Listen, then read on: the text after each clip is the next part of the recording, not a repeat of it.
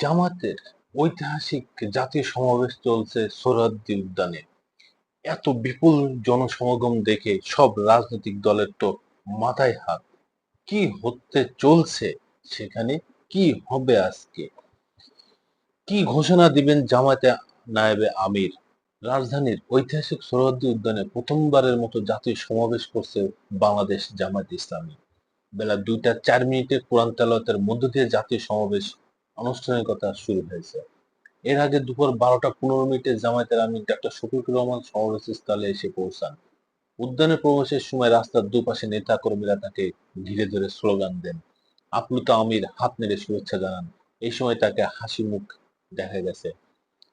সকাল 9টা 25 মিনিটে সমাবেশ স্থলে এসে পৌঁছান দলটির সেক্রেটারি জেনারেল মিয়া গোলাম পরোয়ার। এরই মধ্যে জামায়াতের এটিএম আজহারুল ইসলাম সহ দলের কেন্দ্রীয় নেতারা উপস্থিত ছিলেন। শুক্রবার রাত থেকে দলটির নেতাকর্মীরা বিভিন্ন জেলা থেকে সমাবেশ আসতে শুরু করে। 7 দফা দাবি আদায়ের লক্ষ্যে এই কর্মসূচি পালন করছে জামায়াত ইসলামী। 7 দফার মধ্যে রয়েছে লেভেল প্লেইং ফিল্ড নিশ্চিত করে অবাধ ও সুষ্ঠু নির্বাচন আয়োজন, সব গণহত্যার বিচার, মৌলিক সংস্কার বাস্তবায়ন, জুলাই সনদ কার্যকর করা, জুলাই অভ্যুত্থানে নিহত আহতদের পরিবারের পুনর্বাসন, সংখ্যানুপাতিক পদ্ধতিতে জাতীয় নির্বাচন এবং 1 কোটিরও বেশি প্রবাসী ভোটারের ভোটাধিকার নিশ্চিত করতে হবে।